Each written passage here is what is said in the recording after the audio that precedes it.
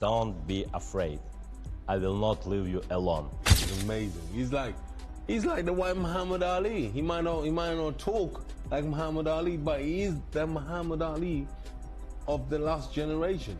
With an all-time great.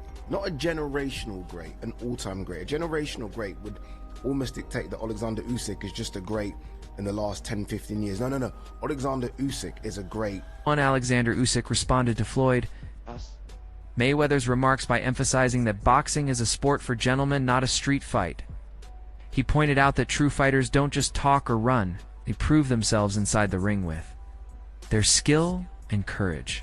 Hey, listen, boxing, it's sport and the gentleman. It's not a street fight. It's a boxing. Listen, boxing. It's a boxing. Say it again. Do you think he was being dirty during the whole fight? I don't have idea. I have no idea. No. Maybe. Analysts have drawn a stark contrast between Oleksandr Usyk and Floyd Mayweather.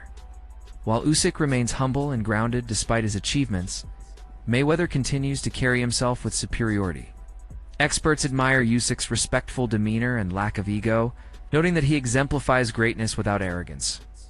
Rare quality in today's boxing world. One of the best of all time. I know a lot of people are kind of probably going to hear me say that and say, you're going too far, you're this, that. Because I've seen that straight away. As soon as Usyk did that, he's 2-time undisputed heavyweight, 1-time cruiserweight, 3-time undisputed.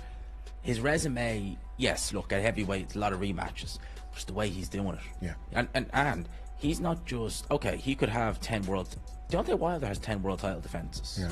Luis Ortiz and Tyson Fury are the only ones you really have any kind of weight to them. Usyk is taking on the perceived either number 1 or number 2 in these defenses. Yeah. Fury perceived number 1. AJ at the time 1. Dubois number 2. He's taking, like, all right, who's the next in line? Right, I'm fighting him. Yeah. That's the way he's doing it. And he's doing it in a way in which is so beautiful to watch. Derek Chisora praised Oleksandr Usyk's mindset and exceptional boxing skills. He described Usyk as mentally strong, highly disciplined, and relentlessly focused. Chisora jokingly said that to beat someone like Usyk, you'd have to be sick, highlighting how difficult and frustrating it is to face him. He called Usyk a master in the ring, under pressure, intelligent, and incredibly hard to break.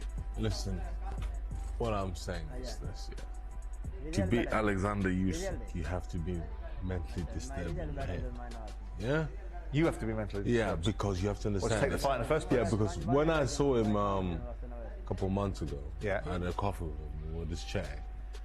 The guy lives in Ukraine. Yep. Yeah. He goes, oh, before I came on the plane, I was sleeping in my house, and then those missiles were going over my house, and I didn't want to go in the bunker. I was like, oh, I'll just go to sleep.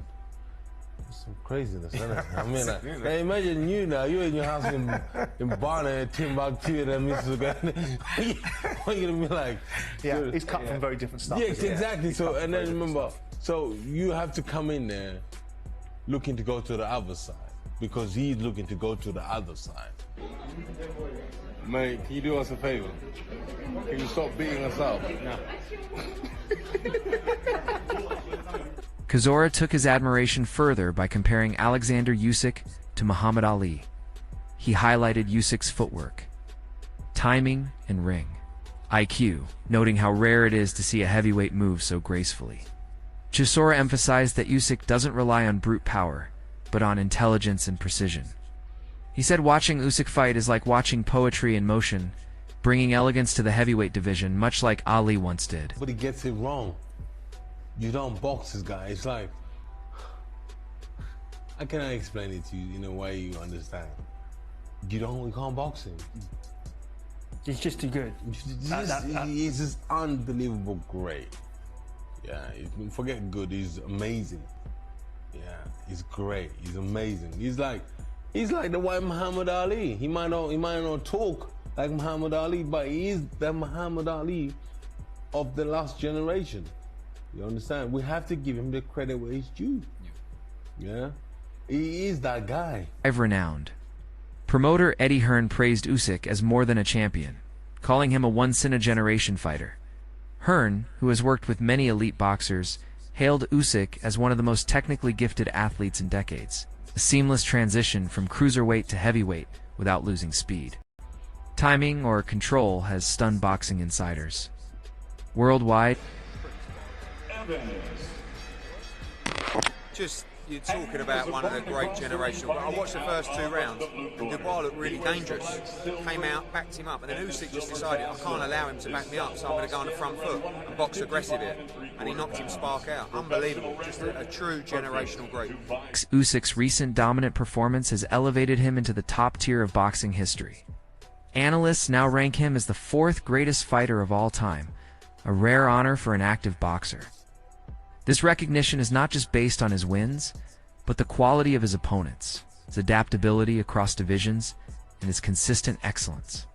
His legacy is now backed by data dominance, discipline. Cheers, Jerry. Let's hear yours. Oleksandr is the 4th greatest fighter on my personal all-time list. Wow. It's number 4. He's only behind Ali. Oh, on your all-time list? All time. Oh, wow. Okay. Only behind Floyd, Ali, and Manny.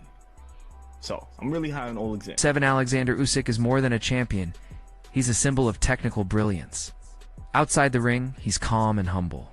Inside, he's razor-sharp and deadly efficient. He avoids trash talk and showboating, letting his performances speak louder than words. Usyk embodies the spirit of a true sportsman. The WBO, Frank Warner very close, Joseph Parker is obviously a Queensberry fighter, so there could be potential that they do what they did with this fight, what they did with the Dubois fight. It also means as well that, and maybe this is why, potentially it's because Riyadh's season show is from November onwards, and I doubt we'll see Oleksandr Usyk in the ring this year because it's only July, but he's only fought, and I would imagine Usyk is going to be one of these 6 to 8 month type of guys. That's the way he's been over the last 2 years. So you're looking probably February next year at the earliest when he finally fights again.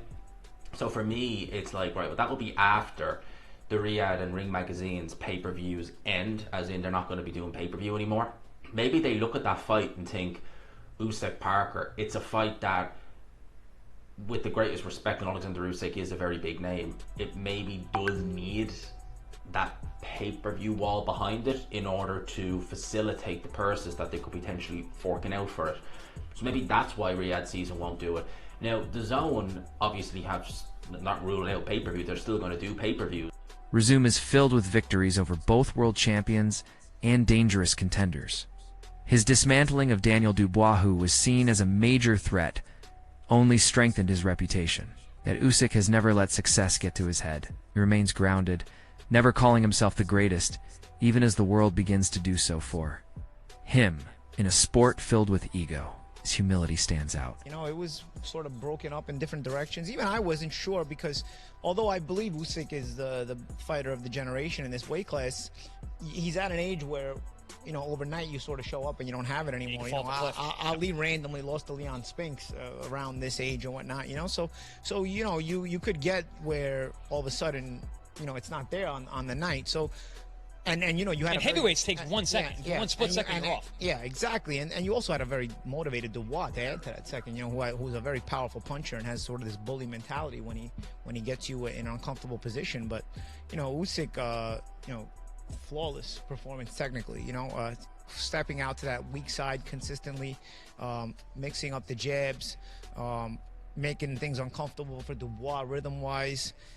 He seemed more aggressive, right? Normally, I think with some of the bigger guys, he slides to the weak side, slides to the weak side. This was different. I think with Dubois, the psychology is kind of out of the bag in that you got to kind of bully the bully, and Dubois came out trying to bully him a little bit, so he started touching him and hitting him, and he started taking it to him because he started backing him up. He started putting him in a situation where he starts to doubt himself, and Dubois doesn't really come back from that very often. As a matter of fact, he doesn't bend, he breaks. In the fight, I thought he's a little bit awkward, Dubois. I don't know, but he's one of those awkward strong guys. Yeah, he's just like super strong, awkward as hell. He goes down and he takes the full count, and then he just gets up at 10 and walks across the ring right in front of Usyk, who's celebrating middle of the ring, like with his hands up in the air. Just casually walks right by Usyk's celebration as if he didn't just get counted out to 10. Foreman Ali. Remember, he walks right to his corner. Yeah. But I was like, dude, you could have got up.